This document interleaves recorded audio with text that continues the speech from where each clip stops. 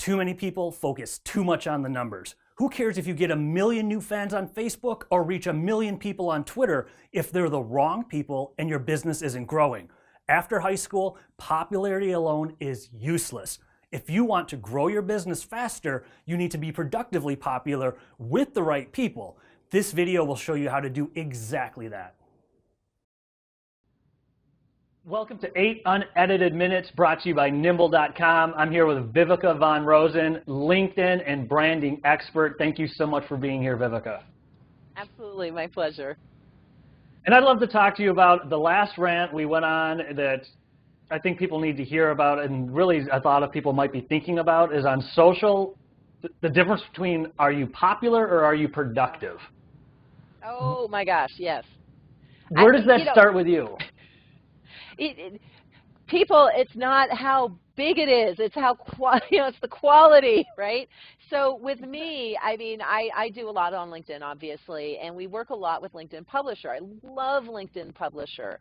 And people are like, but LinkedIn Publisher, when I first started using it, I was getting 10,000 shares, and I was getting 15,000 views, and now I'm only getting 50 or 60. So, and back in the day when you got 10,000, views and 50 comments, were you actually engaging with those people? Did you ever get any work out of that?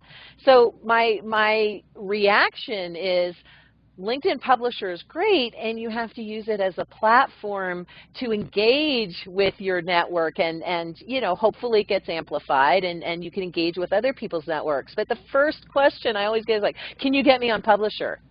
And I'm like, wow. First of all, can you get me on Pulse rather?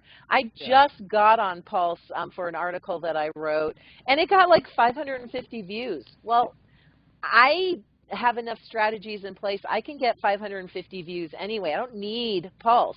And so what I want to tell my clients after wanting to wring their necks is, you don't have to, the end result in using LinkedIn Publisher is not to get on Pulse.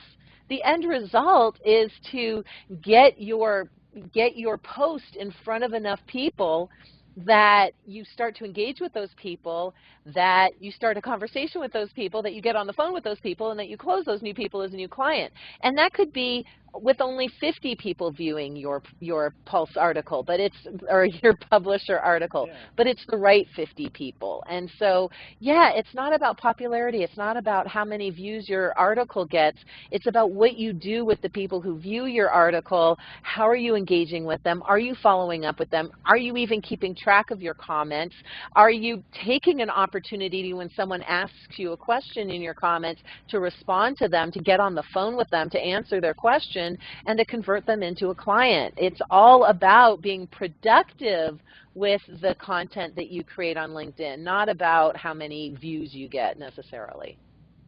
And then let's talk about differentiating that checklist that you and I started to talk about with, okay, the kind of the warning signs if it's just popularity as far as just the noise, being unfocused, as opposed to the productive, like you said, it's building business.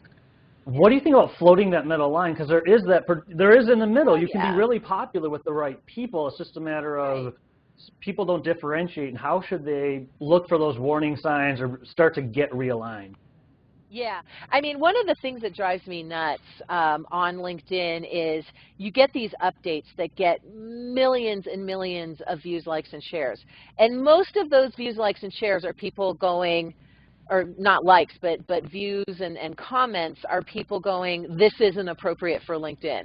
So if you use LinkedIn and you've been on your timeline, right, you've seen the booby shots and the bikini shots, and most of the comments are, this isn't appropriate for LinkedIn, this isn't appropriate for LinkedIn, this isn't appropriate for LinkedIn.